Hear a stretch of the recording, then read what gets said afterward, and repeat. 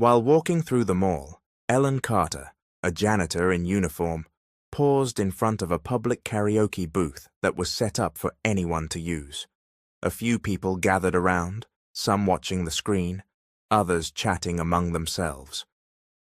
Without thinking twice, she approached the attendant standing nearby.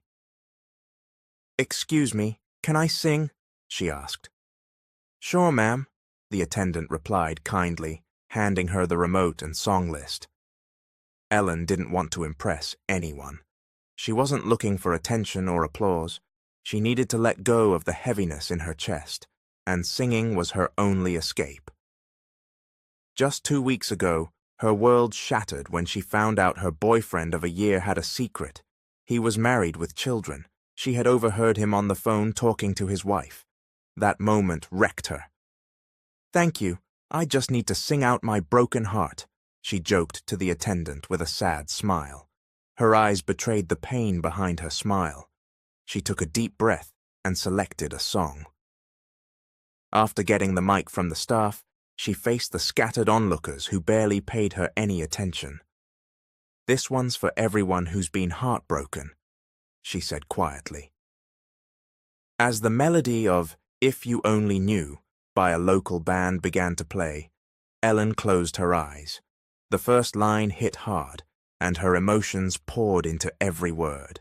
By the time she reached the chorus, people began turning their heads toward her.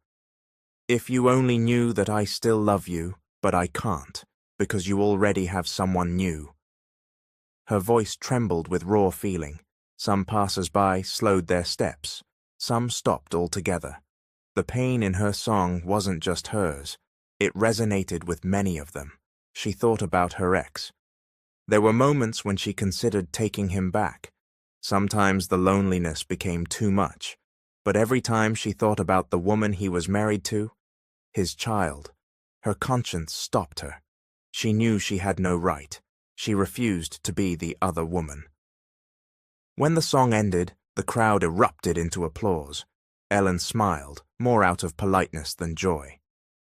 "Miss, can you sing Letting Go next? It's my anthem these days," a woman in the audience called out. "I don't have your voice, so can you do it for me?" Ellen gave a soft laugh. "Sure, that one suits me too." She searched for the song, selected it, and once again let her heart bleed through the lyrics. Her voice cracked at the bridges, and some people in the crowd teared up, clearly touched by her sincerity. Requests started pouring in after that, but Ellen gently declined. "Thank you, but I think I've sung too much already," she said, handing the mic back to the attendant. The staff looked genuinely moved. People clapped once more as she started to walk away, until someone suddenly stood in her path. A little boy, 5 or 6 years old. "Hi, miss. My name's Noah. Can you please sign this?" he said, offering her a sheet of paper. Ellen smiled warmly, assuming he was just a fan. "Oh, you're adorable. Did you enjoy my singing? Want an autograph?" "No," the boy replied matter-of-factly. "It's a marriage contract. Can you be my uncle's wife?" Ellen blinked in confusion. "Wait, what?" "A marriage contract," Noah repeated earnestly. "Please sign it." Ellen scratched her head awkwardly. "That's a strange game, Noah. Don't you want to play something more fun, like cars or superheroes? Marriage isn't a kid's game." "It's not a game, miss," he said firmly. "I'm really looking for a wife for my uncle." She bent down slightly. "Where's your guardian, Noah? Are you here by yourself?" "I'm with my uncle. He's over there." The boy pointed in the direction of the supermarket. Following his gaze, Ellen saw a short, chubby man gathering carts. He wore a faded t-shirt and looked like he hadn't slept in days. She chuckled to herself. Of course he needed help getting married. If his looks were anything to go by, he probably didn't have women lining up to date him. But Ellen had never believed looks or status were what made someone worth loving. "My uncle's single," Noah said proudly. "If you marry him, no one's going to fight you for him." Ellen laughed and shook her head. She was oddly touched by the boy's sincerity. Maybe if she'd stayed with her ex, she would have ended up in constant fights with the guy's legal wife. But that wasn't her story anymore. Still smiling, she said, "Why me, though, Noah? There are so many other people in this mall. Can't you see my uniform? I'm just a janitor here. What if your uncle isn't into women like me?" "You're a great singer," Noah replied, "and I think you're kind, too. I'm sure my uncle will like you." Ellen sighed and looked at her watch. She had 10 minutes left before her 2 p.m. shift started. Her supervisor was notoriously grumpy and wouldn't accept any excuses. "All right, Noah, I don't even have a pen," she said, trying to end the conversation. "I do," Noah said, pulling one from his pocket excitedly. Seeing how serious he was, Ellen gave in. She took the pen and the paper.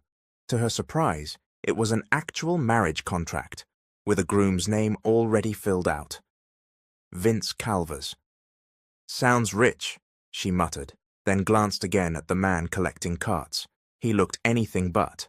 She signed the document with a fake smile. "There, all done. Can we go see your uncle now?" "Yes, thank you," Noah beamed, gripping the paper with joy. As they walked toward the man in the faded shirt, Ellen called out, "Sir!" The man turned to her, his expression tired and grumpy. "I just wanted to return your nephew," she said. "He was walking around alone. Be careful not to let him wander. This mall's pretty crowded. If you're busy, maybe have someone else watch him." She turned to Noah. "And you, no more playing matchmaker, okay? Stay close to your uncle next time." Without waiting for a reply, Ellen walked away, shaking her head and chuckling at the strange encounter. She had no idea she had just signed a real marriage contract with the CEO of the mall. As Ellen walked away, a tall man stepped out from behind a large mall standee near the arcade booth. He quickly approached Noah, who was now being scolded by the tired-looking man. "Boss, sorry, I'm the one watching him," the newcomer said, gently pulling Noah away. "Buddy, mission accomplished?" Noah gave him a proud thumbs up. "Yes, Daddy Lewis. Uncle Vince won't have to search for a wife anymore. I found one for him." Lewis took the marriage contract from Noah, smiling as he high-fived the boy. "You did great, buddy. Let's go bring this good news to your uncle." They headed straight to the 4th floor of the mall, the executive wing reserved for mall management. After walking through a corridor marked "Authorized Personnel Only," they arrived at a tinted glass door with a sleek metal plaque that read, "Calvers Corporation, Main Office." Louis swiped an access card, and the door opened into a modern, sleek office. "Uncle Vince!" Noah shouted, grabbing the attention of the man seated behind the executive desk, reviewing documents. The man leaned back in his black leather chair, sharply dressed in a charcoal gray 3-piece suit that accentuated his tall, athletic build. His presence radiated power and control. He set aside the papers and raised a brow. "What are you two doing here?" "We solved a problem, Dad and I," Noah replied. Vince gave Louis a questioning look. "What problem?" Smiling, Louis handed over the marriage contract signed by Ellen. "We found someone willing to marry a man who doesn't care about appearances or wealth, just like your ideal woman." He placed the contract on Vince's desk. Vince picked up the paper and fell silent as his eyes landed on the signature. "Ellen Carter," he read aloud. "Who is she?" he asked, still gazing at the name. Lewis took a seat, while Noah happily hopped onto a lounge chair near a potted plant and the office's glass wall. "She's a janitor with an amazing voice. You can look into her if you want, investigate her, or better yet, get to know her. Noah chose her to be your wife." Vince turned his attention to Noah, who was clutching a throw pillow and smiling proudly. "She's kind, Uncle Vince. She didn't flinch when I pointed to that chubby guy earlier and told her he was you. She even sang beautifully. Vince leaned back and sighed. So you really went through with this idea, Louis, finding a wife to solve my problem. I didn't do much, Louis said with a shrug. I just took Noah to the mall while he looked for your chosen wife. But honestly, she's not bad. Beautiful, charming, and she's got a warm presence. I think you'll grow to like her. I don't need love, Vince said flatly. Just a wife. He glanced again at the contract.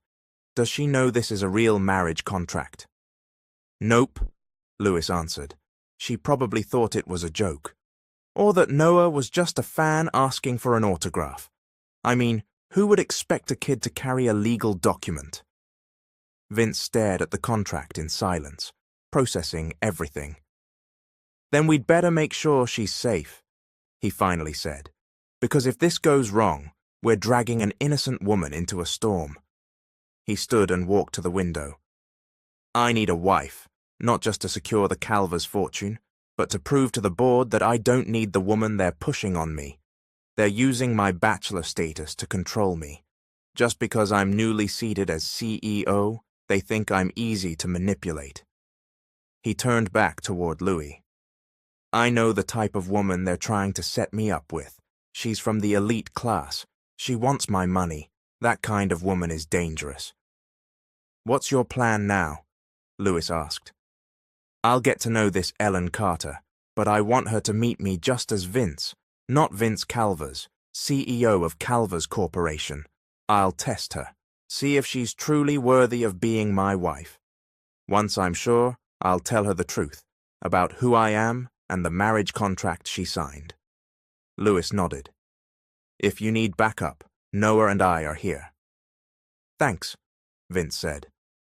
But for now, I'll handle this alone.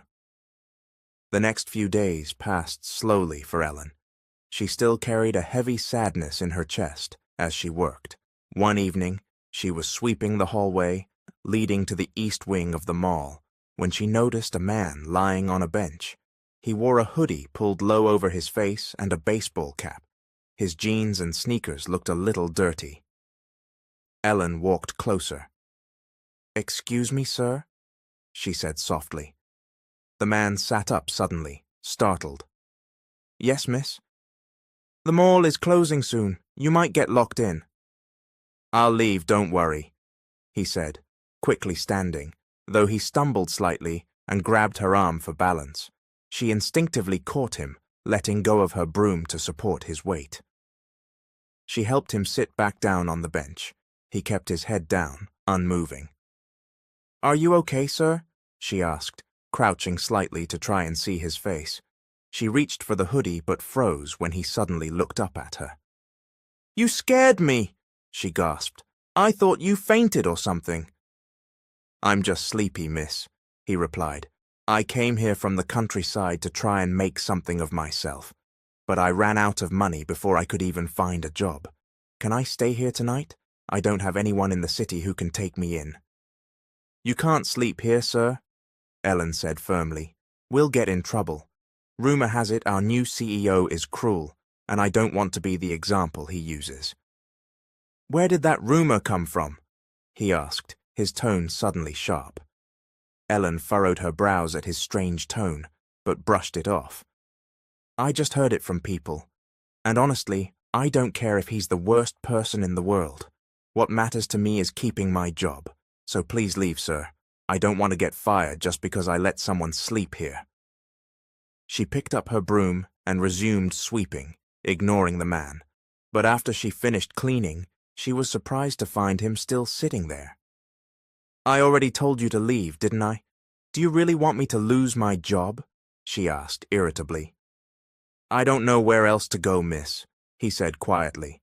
"Someone told me it's dangerous to wander around the city at night. Please let me stay a little longer." "You're being stubborn," Ellen snapped. "If security sees you here, they'll throw you out. Why don't you just stay at my place for the night?" She let out a frustrated breath. She was exhausted from work and didn't want to argue anymore. "Come with me," she said, turning her back to him. Silently, the man, Vince, followed Ellen. This was his first real interaction with her, and he was disappointed. She trusted him too quickly. In his world, that kind of gullibility would get her hurt. She wouldn't survive long if she was this easy to fool. Maybe she wasn't suited to be his wife, after all. "Is it far to your place, miss?" he asked as they walked for several minutes. "We're here," she replied. Vince looked around. There were no houses in sight, only a police station. "You live at the precinct?" "Of course not," she said, rolling her eyes. "But if you're scared to sleep outside, this is where you'll stay. There are officers inside who can keep an eye on you." "I can't bring you home. We don't have the space. And besides, I don't know you. I don't trust strangers, especially not ones I've just met.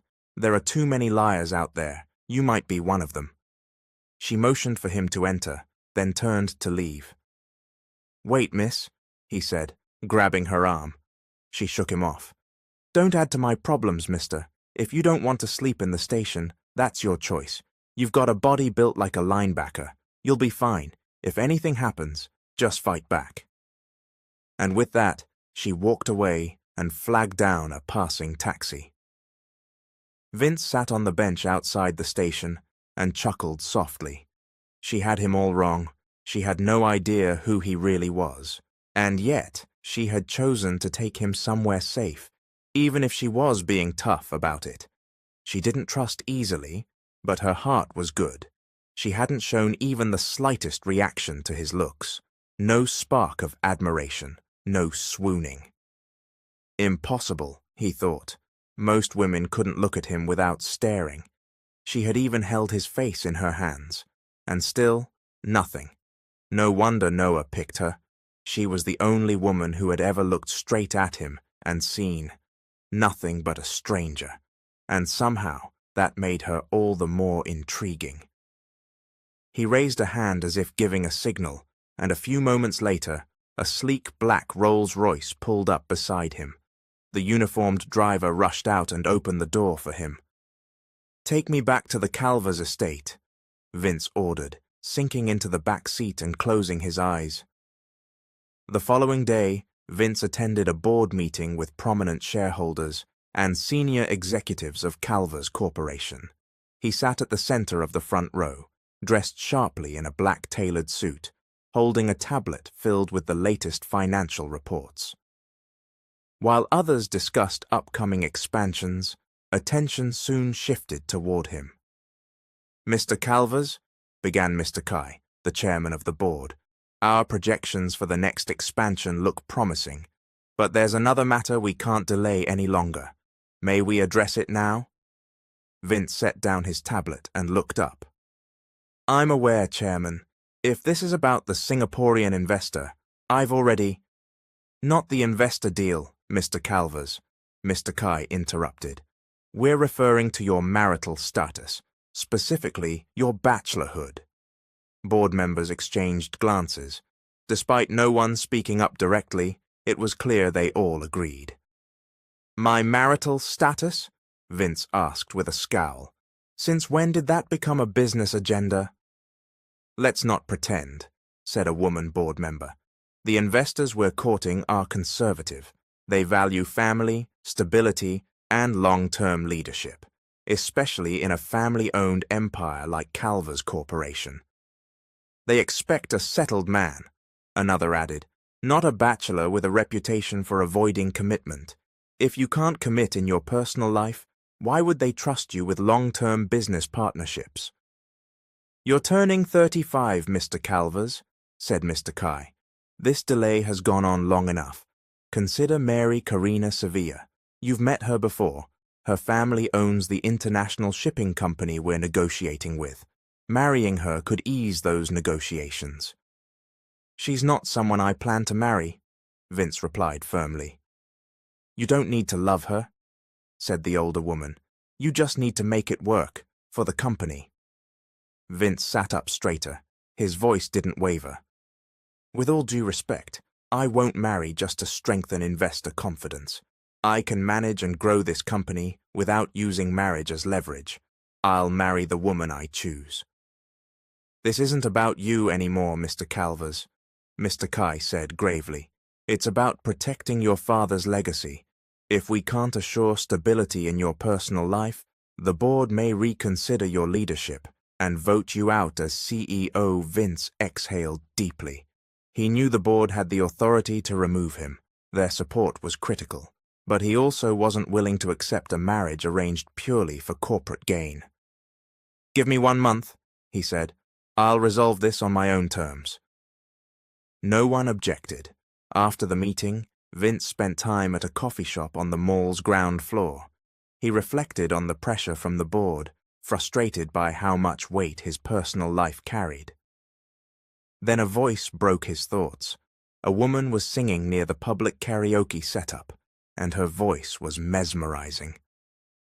Vince closed his eyes briefly. Her voice calmed his storm of thoughts. He then overheard 2 baristas chatting near the counter. "She's really amazing, right?" one whispered. "She's been singing at that booth for days now. I wait just to hear her." "If I owned this mall," the other said, "I'd give her a platform inside. It would draw people in instantly. But the problem is, no one knows who the new CEO is," the first one added.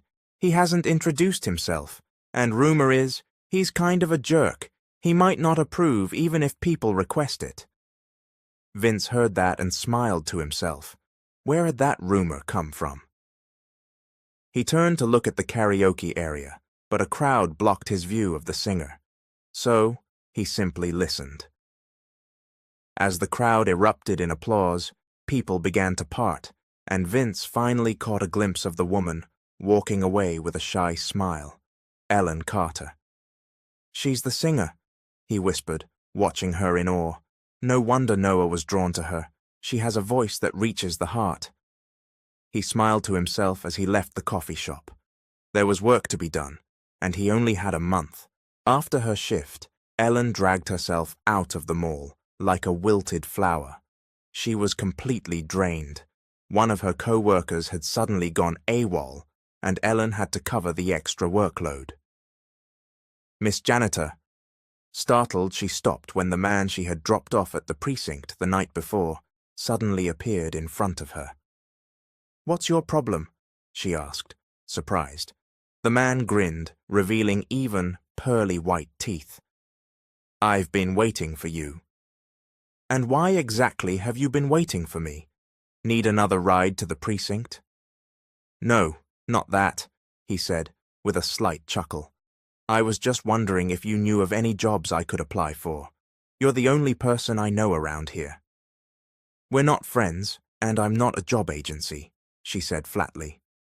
She walked past him toward the bus stop, but he followed. "I'm Vince, by the way. What's your name, miss?" She ignored him and quickly got onto a waiting bus. He followed and sat beside her. "Miss, don't talk to me. I'm exhausted," she snapped. Vince went quiet for the rest of the ride. The bus was so packed that Ellen could barely sit properly. Half of her seat was taken by Vince's leg, and she was practically sitting on his lap. She endured the discomfort until they reached her stop. She got off the bus, but once again, Vince followed. "Sir, your fare," the conductor said to Vince. "I don't have money," Vince replied. "What?" the conductor exclaimed. "You got on this bus without fare?"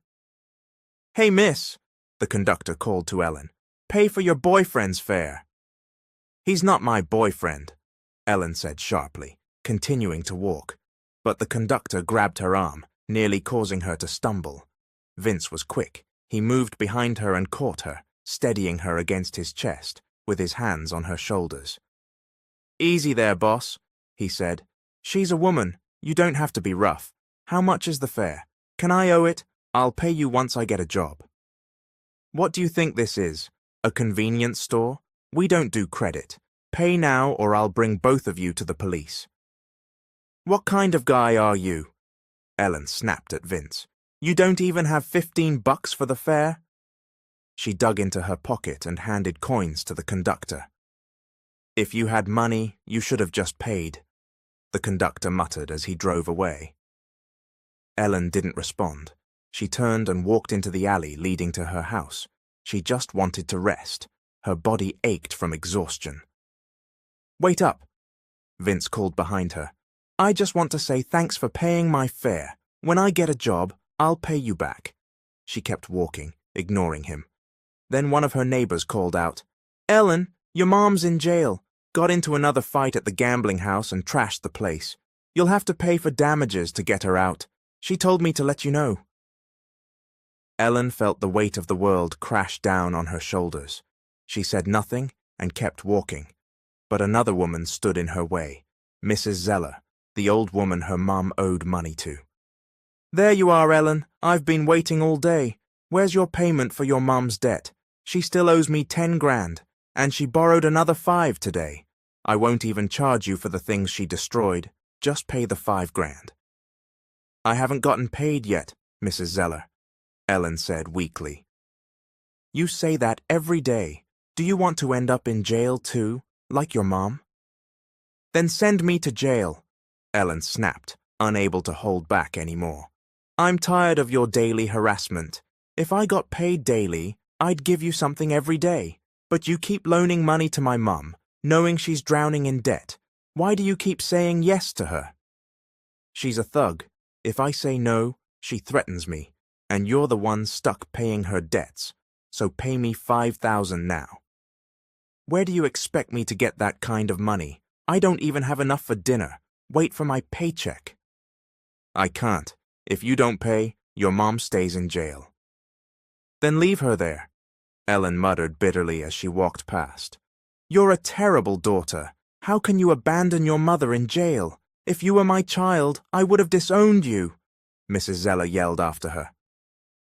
Ellen ignored the woman and kept walking until she spotted her 16-year-old sister, Brianna, hanging out with a group of drunk teens. She rushed toward her. "Brianna, what are you doing here? Go home. It's late and you're loitering in a sketchy area." She grabbed her sister's arm, but Brianna yanked it away. "Leave me alone, Ellen. I'm staying here. At least here I can eat. At home there's nothing. Mom's always at the casino and now she's in jail. I don't even know where Dad is. He's probably with some woman again. You have a job, but what good is it? We're still starving. You should be glad I'm not relying on you anymore. Get out of my life." Ellen stood there, stunned. Her sister was right. No matter how hard she worked, nothing ever improved. She let Brianna go and walked home alone. The moment she stepped inside, her tears finally spilled. She dropped to the dusty floor, burying her face in her hands. The exhaustion, the pain, the debts, her family's mess, everything crashed down at once. "I can't do this anymore," she whispered. "I give up." She stood up and walked to the kitchen. She opened a drawer and pulled out a knife. Raising it to her wrist, her hand shook as she drew in a breath. But before the blade could touch her skin, a strong hand grabbed the knife. "Don't do it," a calm voice said. Ellen turned, eyes wide and filled with tears. It was him, the stranger, Vince. "What are you doing here?" she cried. "Give that back. I want to die." She tried to snatch the knife, but he wouldn't let go. Her arms pounded weakly against his chest until she collapsed, drained of energy. "Please," she sobbed, "just let me end this. I can't take it anymore." "Taking your life won't solve anything," he said gently, helping her into an old kitchen chair. "No matter how heavy the burden, you'll get through it." She looked up at him. There was no pity in his eyes, only a calm, steady gaze. His voice was soft, but his expression unreadable. "Who are you?" she asked, her voice trembling. "Don't talk like you know me. You don't know anything. You haven't lived my life. You don't know what I've gone through. I'm not someone who gives up easily, but I've had enough. I have no one. The one person I trusted broke me. I just want all of this pain to stop, but you had to stop me." She cried openly now, not caring that he saw her like this. For the first time in a long time, she let someone see her weakness. "If you're tired, just rest," Vince said gently. You don't have to be strong every single day. But if you give up now, you'll never know what tomorrow could bring. You might be one day away from a whole new life. Ellen gave a hollow laugh. A new life? You really think that's still possible for someone like me? Vince reached out, holding her hands, and gently wiped the tears from her cheeks. Choose to live. I promise your life will change. That's my vow to you. Her expression softened. She bowed her head and wept quietly. The rage and helplessness in her sobs began to calm, and when Vince pulled her into a warm embrace, something inside her shifted. She didn't understand why, but for the first time in a long time, she felt safe. He stayed with her for hours that night, making sure she didn't try anything again. Once he was confident she'd be okay, he finally left her home. He sat in the back of his car in silence for a long time before calling Lewis. The line rang only once. "Bro, it's the middle of the night. Is this an emergency?" Louis asked groggily. "I met Ellen Carter," Vince said. "Her life's complicated. So many problems. She's struggling financially and emotionally. I saw how broken she was, Lewis. She's not ready for the world I live in. If I push this any further, I might destroy her. She needs someone stronger than she is. She's off the list." He didn't hold back, but Lewis replied calmly. "Maybe the reason you saw her that way is because you were meant to be the strength she needs. Sometimes, the people who look the weakest are the ones who've been fighting alone the longest. Maybe Ellen is strong, stronger than you think. Maybe you just saw her at her lowest." Vince fell silent. He looked out the window as the car sped along the road. "You sound so sure about her," Vince said. "Do you know her personally? It's like you've known her all along." Lewis chuckled on the other end. "I don't, but I can imagine what she's been through. Maybe she's not weak, just tired. Give it time. Spend a week, a month. Get to know her. If she's really not the one, then let her go. But if she is, you might regret walking away." Vince rubbed his brow in frustration. "My decision is final, Lewis. I can't risk hurting someone like her. She's already been through enough.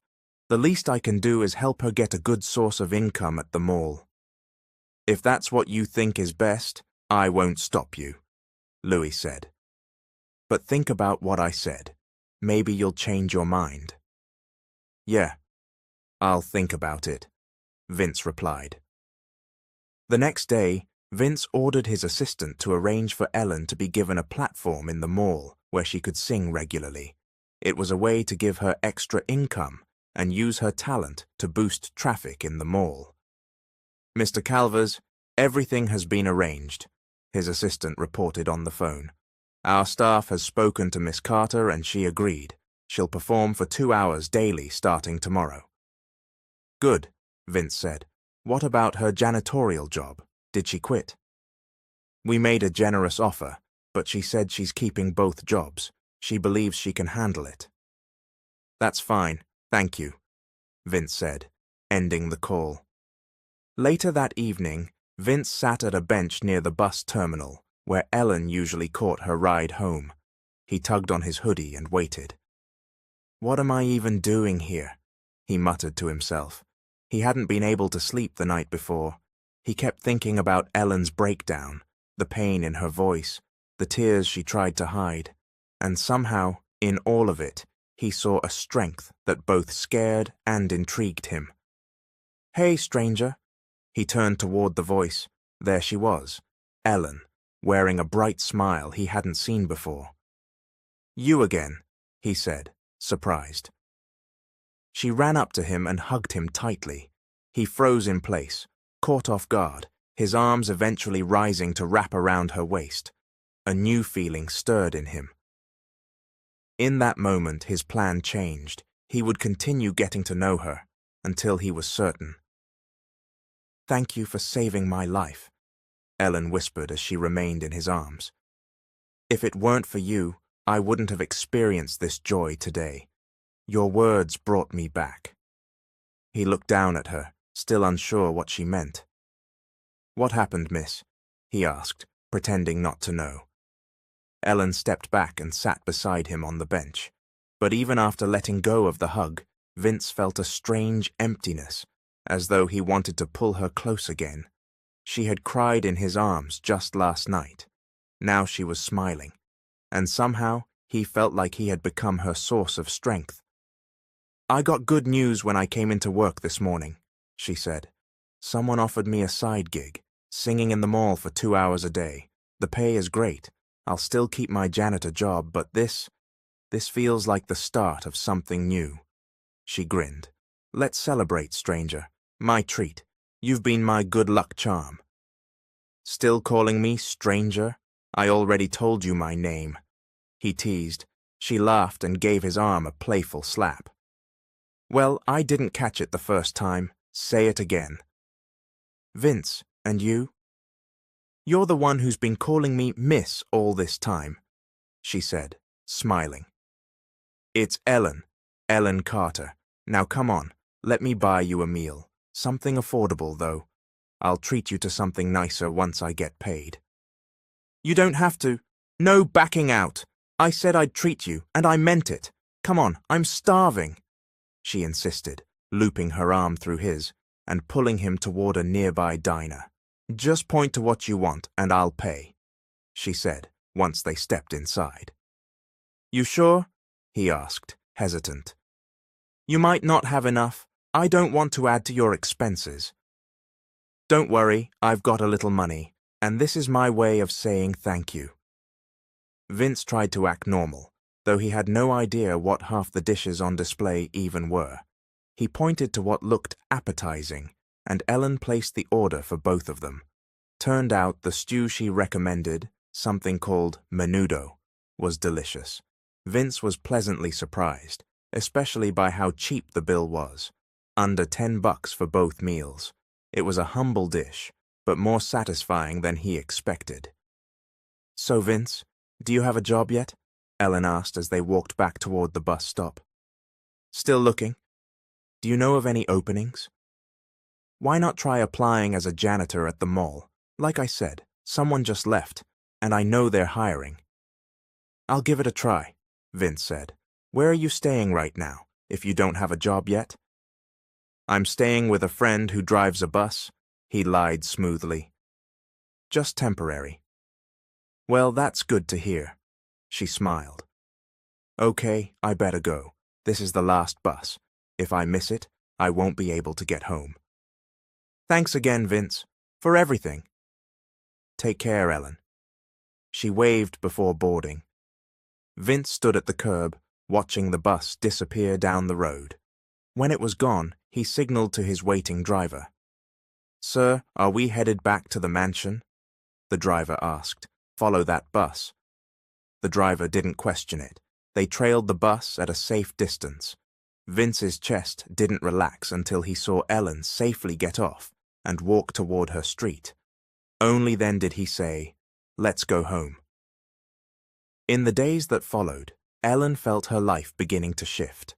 Her side gig at the mall gave her extra income, and for the first time in a long time, her home life was quiet. Her mother had stopped going to casinos. Mrs. Zeller had stopped knocking at their door to demand payments. Her father no longer brought strangers into the house, and, miraculously, Brianna had started attending school again, thanks to a scholarship provided by the city. "Thank you, God, for these blessings," Ellen whispered one morning while sweeping a hallway. After she finished, she headed toward the small stage where she would perform. "Ellen, are you done?" Someone called behind her. She turned and smiled. It was Vince.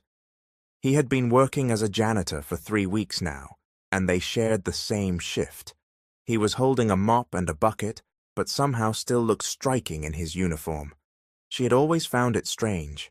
He looked like someone from Money, but his clothes, and especially his cluelessness with cleaning tools, told a different story. She had taught him how to handle all of it. He claimed they didn't have cleaning supplies where he came from, just fields and farmland. "I'm almost done," she said. "Just wait for me in the staff quarters. We'll head over together. You're watching me perform again, right?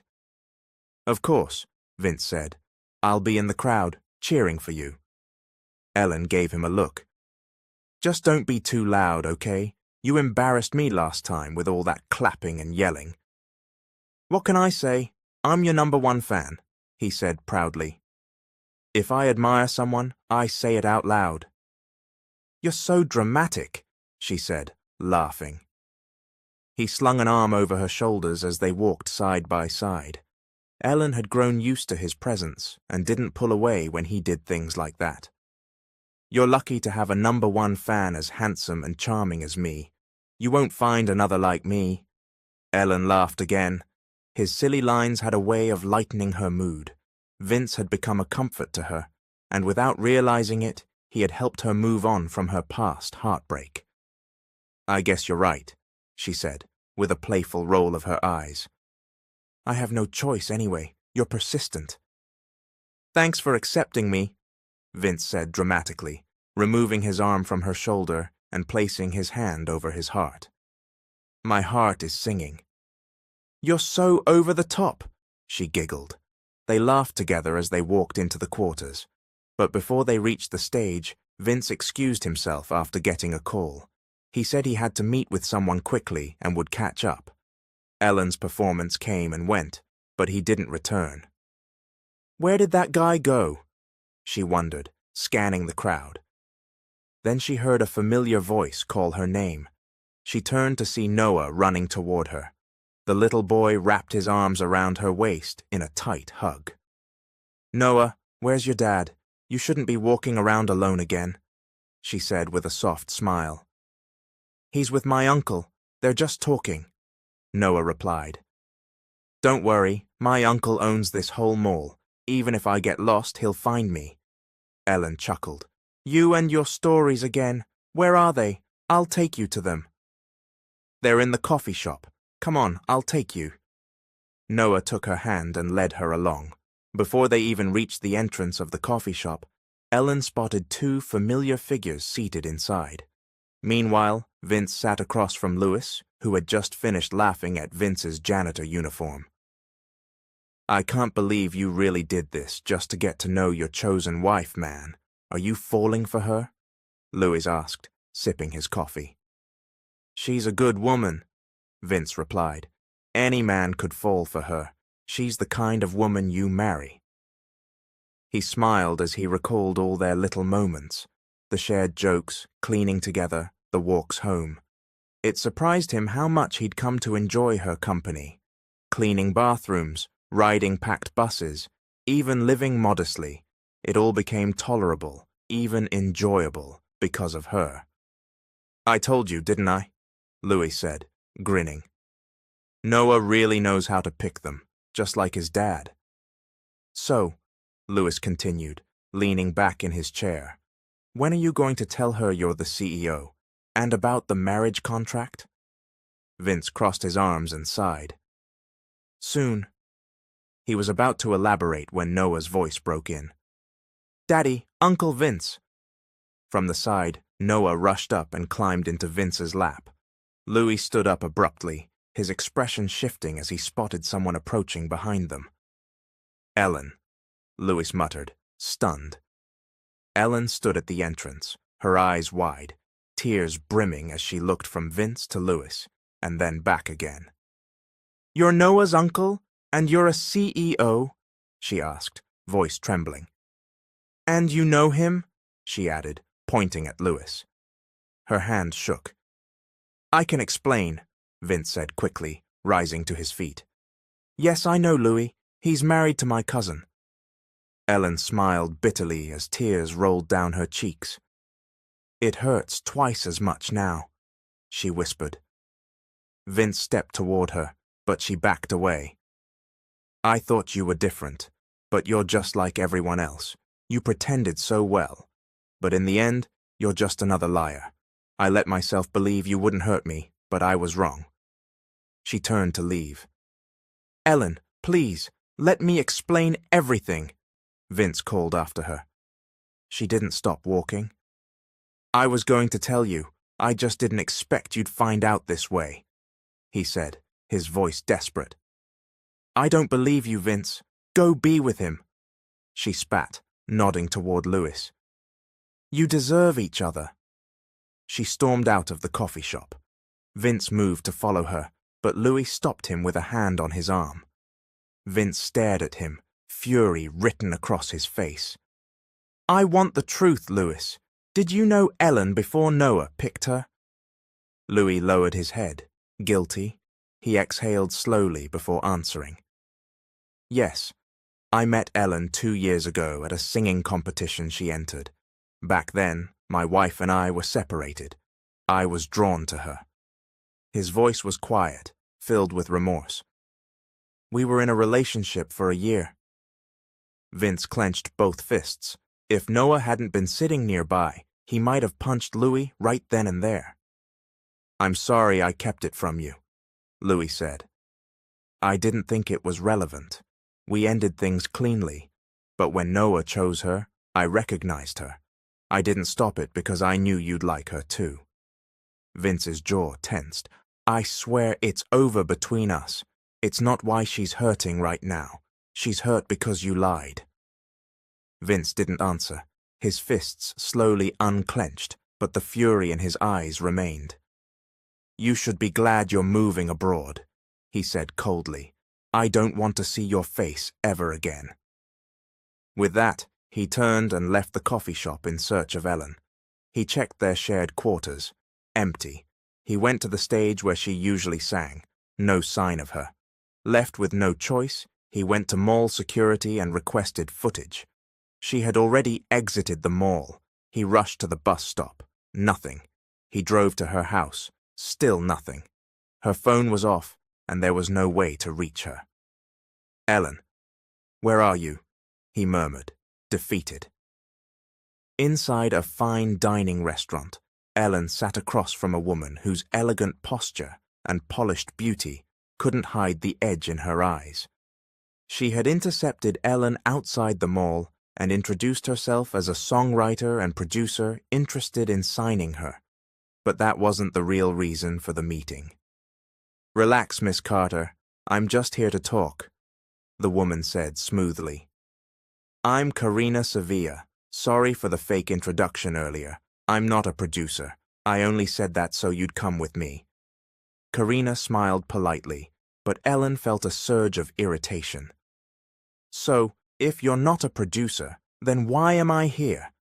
Ellen asked bluntly. I'm Vince Calver's fiancé, Karina said, sipping her wine with poise. You do know who he is, don't you? The words made Ellen's shoulders stiffen. Her irritation flared hotter. If you're his fiancé, why aren't you with him right now? Ellen asked, trying to keep her voice level. Karina smirked and swirled her glass. Because I needed to talk to you first. Look, I don't like you. I don't have to. But I wanted to be the one to make things clear. Vince and I are getting married, so back off. Ellen let out a quiet laugh, lifting her own glass and finishing the wine in one gulp. She set it back down with a clink and looked Karina straight in the eye. If that's true, then why isn't he with you? He's the one who's been following me around, not the other way around. Maybe you should be talking to him, not me. Karina's expression tightened, though she maintained her poise. Honestly, I don't care what he's been doing. All I care about is making sure he doesn't ruin himself for a girl like you. Vince is the CEO of Calver's Corporation. What do you think people will say when they see him with someone like you? It'll be humiliating for all of us. Ellen chuckled, but her grip on the wineglass tightened.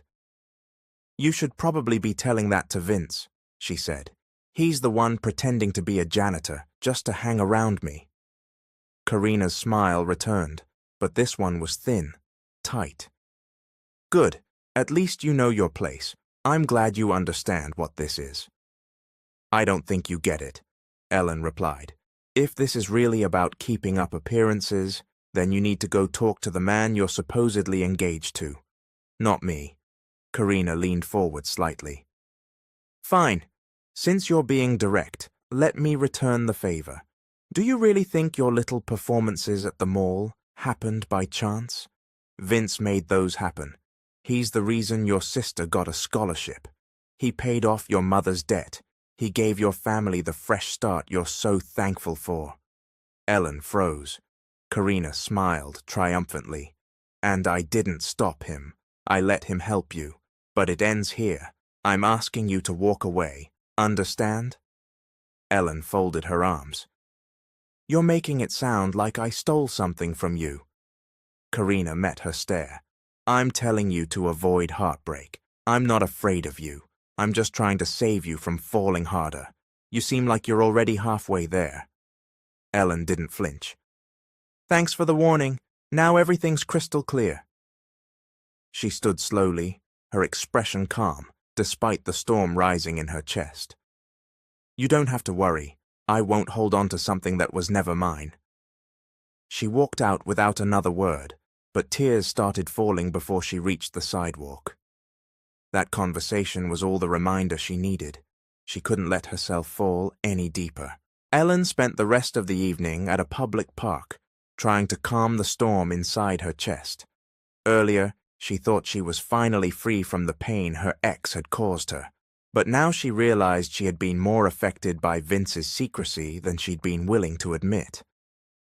It was past midnight when she finally decided to go home, but as she turned into the alley leading to her house, she stopped short. Vince was there, standing at the entrance.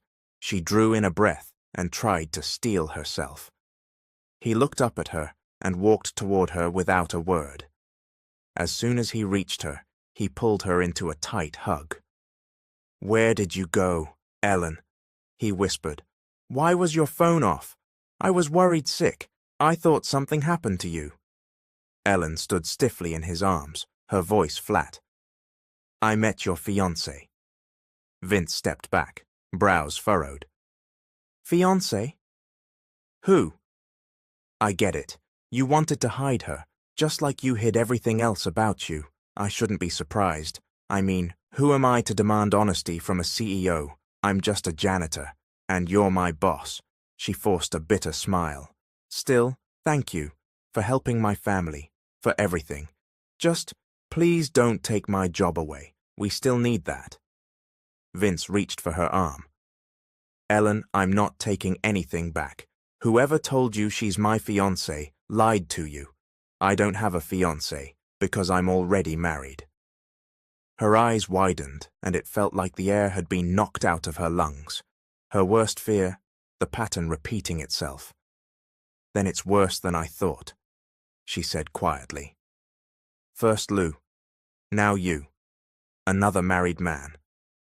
She turned away from him, trying to leave, but he gently grabbed her arm and turned her to face him. His hands moved to her cheeks, and his eyes searched hers. "Do you love me, Ellen?" She couldn't speak, couldn't move. She was afraid to answer. "Go home, Vince," she said, voice trembling. "I want to rest."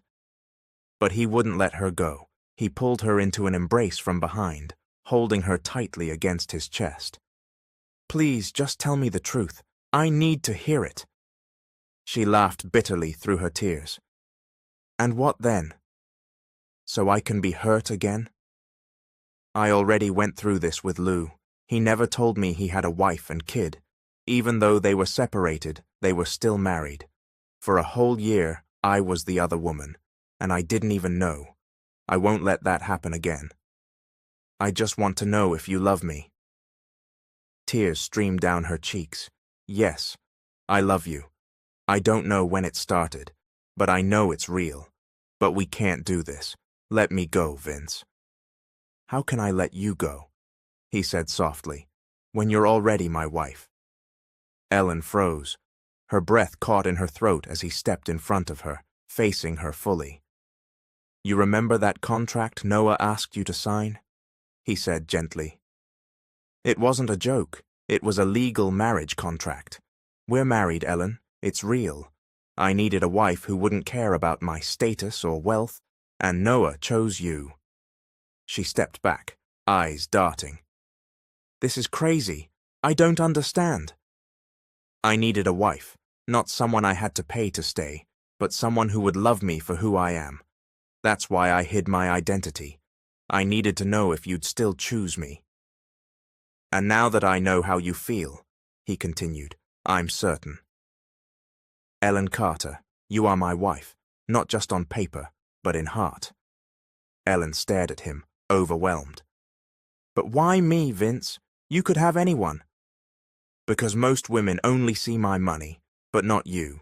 You treated me like an ordinary man, and I wanted that more than anything. He paused, then added, When I saw you crying in your kitchen that night, I just wanted to protect you.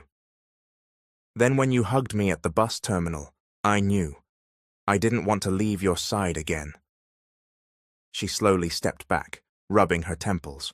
The reality was too much to absorb all at once. Let's talk about this later, she said softly. I need to rest. Vince nodded, though reluctance lingered in his eyes. All right, take your time. I'll take you home. But I can go alone. She walked past him without looking back, and for the first time, Vince didn't stop her. The next morning, Ellen couldn't stop thinking about Vince's confession. Her shift started early, but she worked mechanically, sleep-deprived and emotionally drained. Ellen, you're cleaning the CEO's office today. Her supervisor barked. Mom, I haven't finished the hallway yet. I still need to clean the restroom. Are you refusing my orders? The supervisor snapped, cutting her off. When I say you're cleaning somewhere, you clean there. No questions. And you better hurry up. If Mr. Calvers walks into a dirty office, it's your job on the line. Ellen didn't argue further. She grabbed her cleaning supplies and made her way to the top floor. It was strange, though.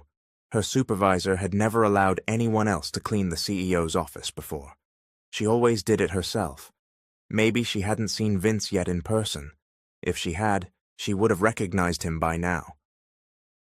Inside the CEO's office, Ellen felt small. Everything was polished and extravagant. The furnishings were elegant, the lighting soft and warm. On the wall hung a large portrait of Vince, looking sharp and powerful in a tailored suit. She stared at the painting for a few seconds, heart pounding. He really is the CEO, she whispered to herself. She quickly got to work, wanting to finish before he showed up. She wasn't ready to see him, not yet. She wiped down the desk, dusted the shelves, and mopped the floor. She was nearly done when she heard footsteps approaching in the hallway. She rushed to leave, but froze when she saw Vince walking toward her, flanked by 5 impeccably dressed businessmen. Panicked, she moved to the side, bowed her head slightly, and hoped to remain invisible. She expected them to walk right past her, but they stopped. Face me, Vince said in his usual commanding voice. She didn't move at first. Then she felt him step forward, and before she could react, he gently kissed the top of her head. She looked up, shocked, and before she could speak, he kissed her lips in front of everyone. Her face flushed red. She was sure every drop of blood in her body had rushed to her cheeks. Good morning, my wife, he said with a smile. She was too stunned to respond. Thank you for cleaning my office, but you don't have to anymore. You're my wife, my queen, and the queen should be beside her king. I need you with me. Ellen's heart raced at the sound of his soft, affectionate voice, but when she glanced at the men behind him and saw the disapproval in their eyes, embarrassment surged through her. Excuse me, sir, she mumbled quickly before hurrying away, head down. She couldn't take another second of being stared at like that. Once she was out of sight, she whispered to herself, "Why did you do that?" She tried not to feel giddy, but the butterflies wouldn't stop. Despite everything, she couldn't deny it anymore. She was falling for him, and fast. In the following days, Ellen deliberately avoided Vince. She asked her supervisor to assign someone else to clean the CEO's office. Even when she was scolded, she insisted. She also became extra cautious while performing at her singing spot. She stayed on her small podium and wouldn't step away until Vince was no longer nearby. She avoided eye contact and quickly left once her set was over. She didn't answer his calls or texts, and when he stopped by her house, she refused to come out. Somehow she had managed to avoid him for an entire week, but one morning, everything changed. She arrived at the mall and was stunned to see a large music video playing on the massive screen outside the building.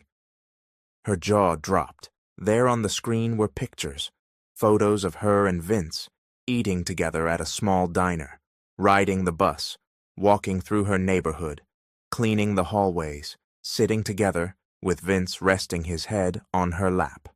The images were candid, taken from multiple angles, and full of joy.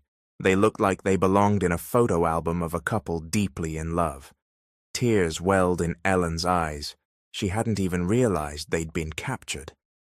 "That man is insane," she muttered under her breath, wiping her cheeks. "I only go crazy when I miss my wife." She spun around and saw Vince standing behind her, a soft smile on his face. "Vince," she whispered, "how did you get those photos? Who took them?" "There are cameras everywhere, Ellen," he replied calmly. "I didn't need a photographer, and if you try to avoid me again, that won't be the last thing I do. I'll have your face painted on every wall in the mall if I have to." "Vince, there's nothing between us," she said firmly. "We're not in a relationship. We're not a couple. Why are you doing all this?" "You're my wife," he said, "and as your husband, I want to be with you. Haven't I done enough to prove that I'm serious?" He handed her a piece of paper. She unfolded it, and there it was, the marriage contract, the same one she had signed, thinking it was a child's game. "Vince, I accept you. I accept who you are. I'm just having a hard time wrapping my head around this. You're the CEO, my husband. That makes me, what, the owner of this mall too?" "It's a lot to take in, I know," he said. "But this is real. I'm real. We're married. And if you need time to adjust, I'll give you that. Just stay by my side while you do." "Vince, stop. I'm not asking for anything more than your presence. Just don't hide from me anymore." Ellen hesitated. How could she say no when he was standing there, completely sincere? She looked up at him, then nodded slowly. "All right, I'll try. I do want to be with you. I'm just not used to your world." "Then I'll help you get used to it," he said. She smiled faintly and stepped into his embrace. Maybe, she thought, this wasn't a dream, after all. As they had agreed, Ellen continued doing the things she loved, even after Vince publicly introduced her as his wife, and she moved into his mansion. She still worked as a janitor, but everything around her changed. Her co-workers treated her differently. None of them wanted her to clean anymore. Her once rude supervisor became strangely friendly, almost overly polite. She didn't like the shift in behavior. It felt fake. She resigned from her janitorial position. "I'll just hang around Vince's office," she said with a chuckle as she headed to the 4th floor one afternoon. But on the way up, she ran into Karina. Eyebrow arched, Karina gave her a slow once-over, eyeing Ellen's uniform. "I thought we had an understanding, Miss Carter," she said coolly. "But now I'm hearing that you've been going around claiming to be the CEO's wife. Wasn't the help he gave your family enough?" She opened her purse and pulled out a thick stack of cash, throwing it in Ellen's direction. Ellen caught it instinctively. A $100,000 bundle. The top bill confirmed it. "That should be enough to get you to walk away." Ellen peeled off the band around the money and smiled. "Thanks, but I don't need your money. My husband is enough." She turned, walked to the rail overlooking the lower floor, and threw the entire stack into the air. People below gasped and scrambled to grab the raining bills. Karina stood frozen, speechless. "Just so we're clear," Ellen said, turning back, "you have no claim over Vince. He's my husband. You don't have to accept it, but you will have to live with it." "My wife is right, Miss Sevilla," Vince's voice cut in. Ellen's face lit up as he approached. He pulled her into a hug and pressed a gentle kiss to her lips. With one arm still around her waist, Vince turned to Karina. I know what you're trying to do, but let's be clear. Your family needs my company more than I need yours. If you want our business partnership to move forward, stay away from my wife. If not, the deal's off. Karina's professional mask returned. I look forward to our partnership, Mr. Calvus, but if you go back on your word, I won't let either of you live in peace. Then prepare the paperwork, Vince said coolly. You'll have my signature by the end of the week. He took Ellen's hand and led her away as Karina turned and walked off. Are you really going to do business with her? Ellen asked, concerned. What if she doesn't keep her word and still tries to interfere? She got what she wanted. That deal matters to her family. She won't ruin it now. What about the board? Ellen asked quietly. Are they still pushing you about being married? They stopped, Vince replied. They've seen I'm serious. There's no issue anymore. Good, she said, with a relieved smile. Don't worry about her. Let's just go on a date. I feel like you've got another surprise planned. I do, he said, grinning. And after today, you deserve it. She looped her arm through his, and together they left. Ellen sat on the grand piano bench, gazing at the massive chandelier above her. She still couldn't get used to the mansion. The elegance of it all felt surreal. What are you thinking about? Vince asked, walking toward her with a glass of juice in hand. Everything, she said, accepting the drink. Sometimes it still feels like I'm dreaming. You're not, he said, sitting beside her. You're wide awake, and you're mine. She smiled but didn't respond right away. Her thoughts were elsewhere. You know what hurts the most? She finally said. It's not the way people used to look down on me, or the years I spent scraping by. What hurts is thinking my name doesn't matter, that I could disappear and no one would even notice. Vince took her hand. Your name matters to me.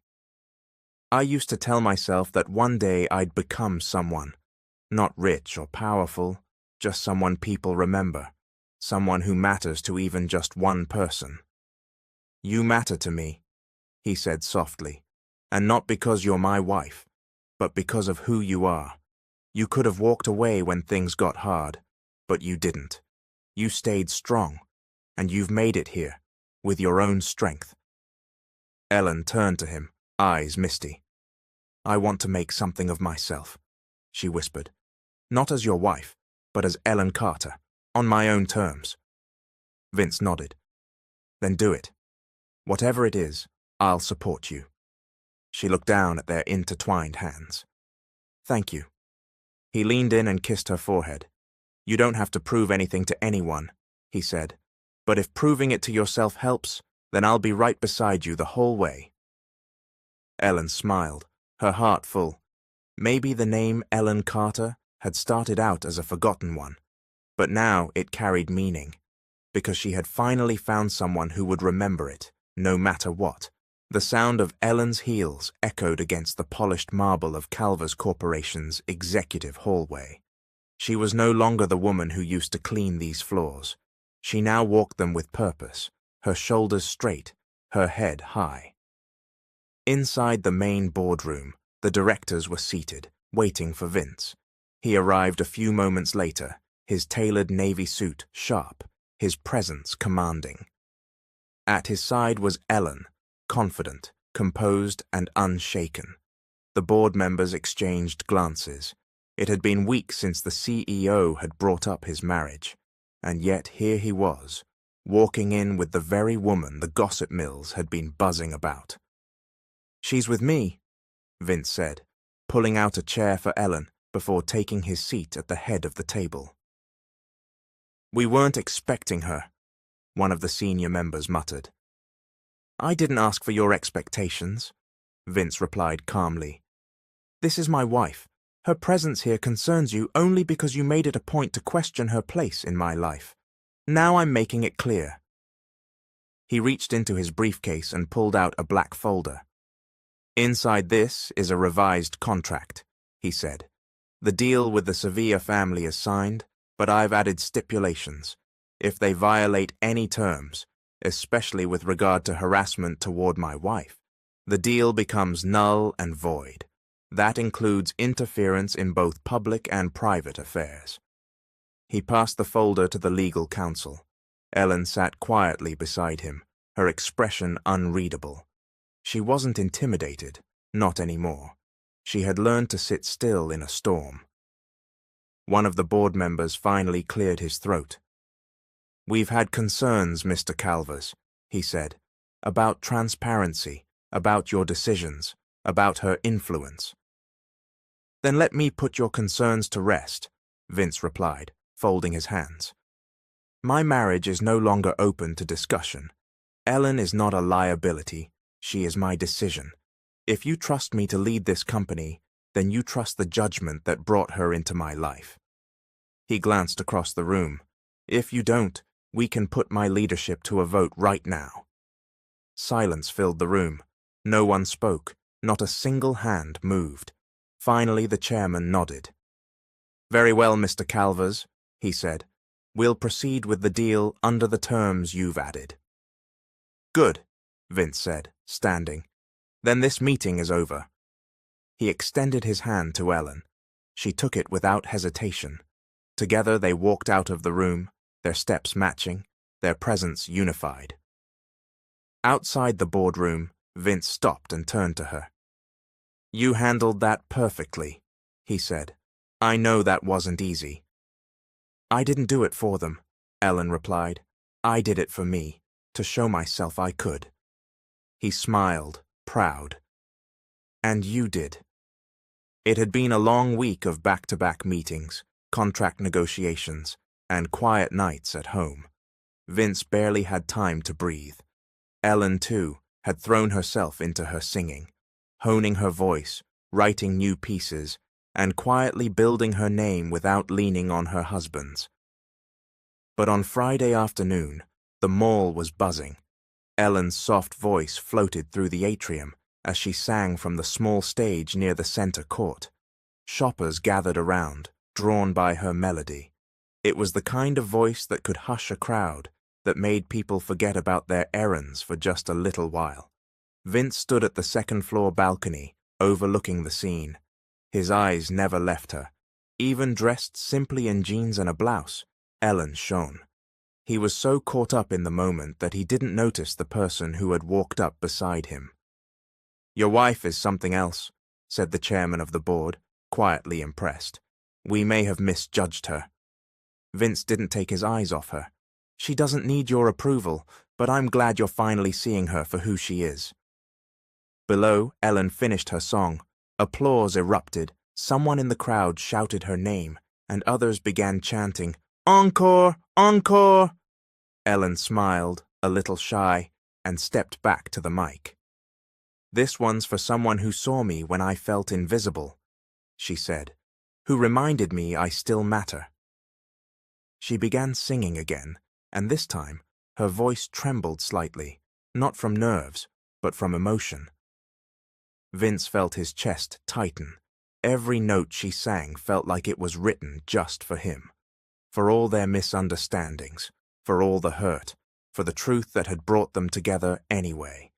He knew now without a doubt that no matter what came next, this was the woman he would choose every time. And this time, she had chosen him back, without conditions.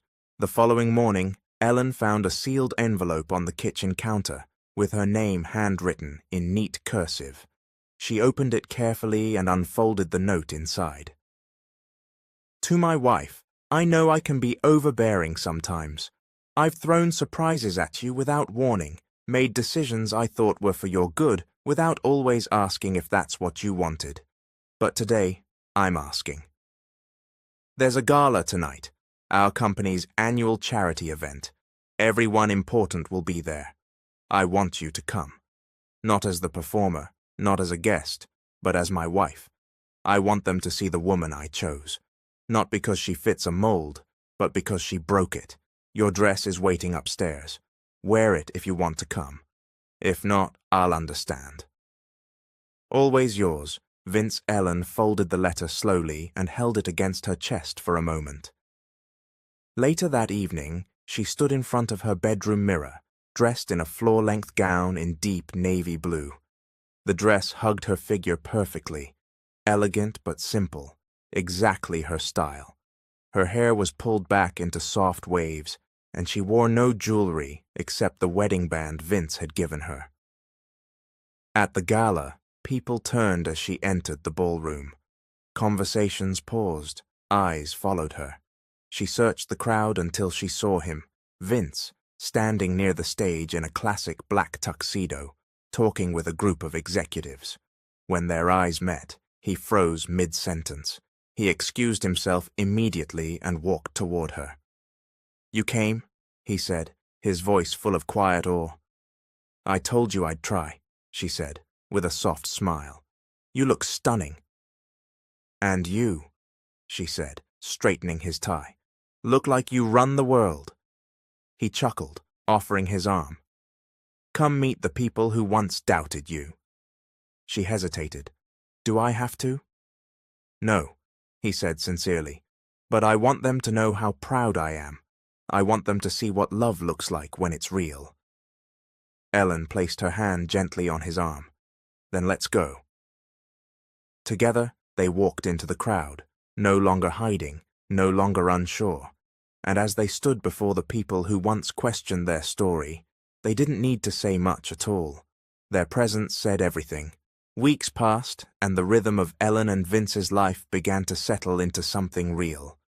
There were quiet mornings, late-night conversations, shared breakfasts, and evenings where they laughed about small things over takeout. But one evening, as thunder rumbled outside and heavy rain poured against the mansion's windows, Ellen stood by the glass, lost in thought. Vince came up behind her and wrapped his arms around her waist. "You okay?" he asked, resting his chin on her shoulder.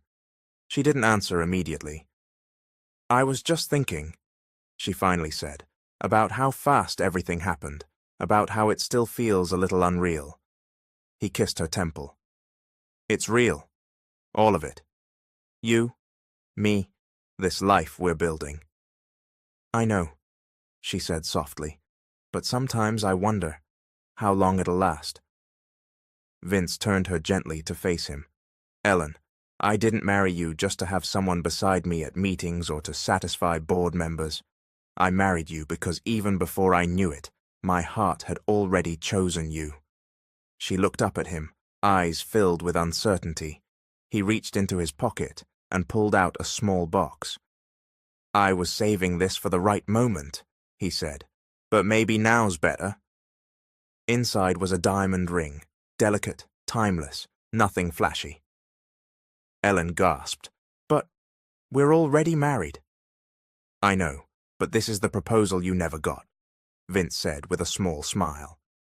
"The real one, no tricks, no contracts, just a man who's hopelessly in love, asking his wife if she'll choose him again." Her breath caught. "And not just today," he added, "but every day after this, for the rest of our lives." Tears welled in her eyes. She laughed through them, unable to speak at first.